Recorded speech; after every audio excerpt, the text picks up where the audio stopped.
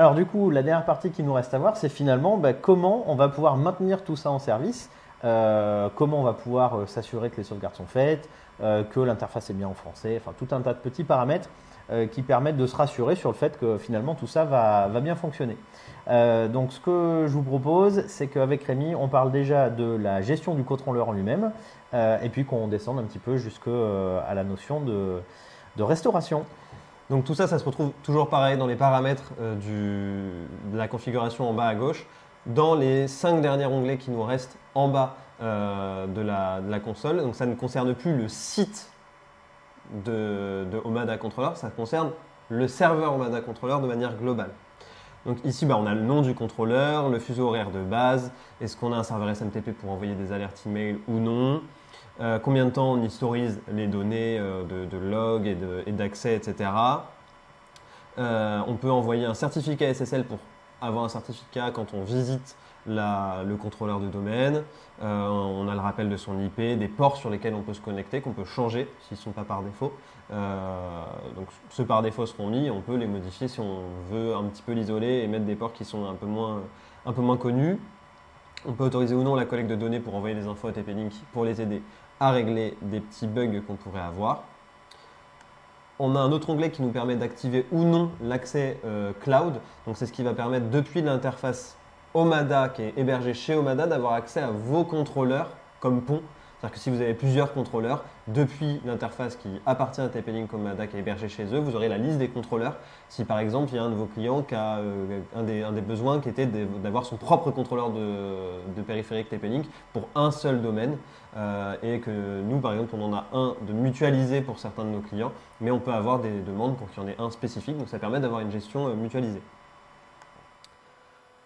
On a l'entretien du contrôleur, donc ça va nous permettre de savoir depuis quand il est démarré, sa version, la date qu'il est capable d'afficher, la langue de base, est-ce qu'on a des fuseaux horaires automatiques ou non, enfin quelques petits réglages d'usage. Alors il y a des petits réglages qui sont quand même intéressants, donc notamment le rafraîchissement automatique des informations.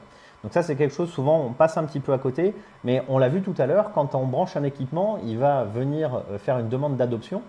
Donc typiquement, si on met un temps de rafraîchissement qui est trop long, on va avoir l'impression que l'équipement ne remonte pas alors que c'est juste que la page ne s'est pas rafraîchie. Donc ça, généralement, on va plutôt être sur un intervalle de rafraîchissement assez court pour faire en sorte qu'on ait bien une instantanéité dans l'information et faire en sorte que quand les statistiques se remettent à jour ou qu'il y a un port qui change d'état, ça puisse remonter de manière assez dynamique.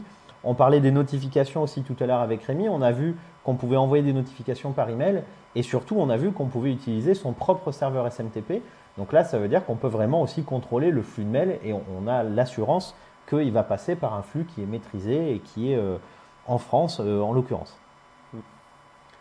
On a accès un petit peu plus bas à la sauvegarde, à la restauration des données. Donc si on a besoin de réinstaller le serveur ou si juste on veut faire une sauvegarde ou qu'on a fait une erreur de configuration, on va pouvoir restaurer la configuration complète. On peut sortir, exporter pour l'assistance, donc en cas de demande de la part de TP-Link, les informations pour qu'ils puissent les consulter.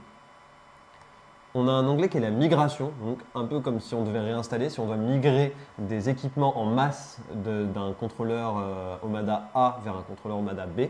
On va pouvoir le faire directement ici. Donc ça peut être une migration de site, juste un site qui, par exemple, qu'on doit céder à un client qui veut le gérer lui-même ou quelque chose, ou ça peut être la migration globale du contrôleur. Donc ça, concrètement, ça veut dire que dans plusieurs cas de figure, soit j'ai commencé avec un hébergement A et finalement je change de fournisseur ou je veux passer sur un data center avec un peu plus de sécurité ou tout simplement je veux changer de fournisseur, eh bien il y a une procédure industrialisée qui permet en quelques clics de pouvoir déporter son contrôleur d'un hébergeur A vers un hébergeur B et que les équipements retrouvent leurs petits et qu'il n'y ait pas de perte dans la continuité d'activité. Donc ça, c'est quelque chose d'assez important parce que ça permet de s'assurer que même s'il y a une rupture au niveau du data center, on peut très rapidement redémarrer le contrôleur ailleurs.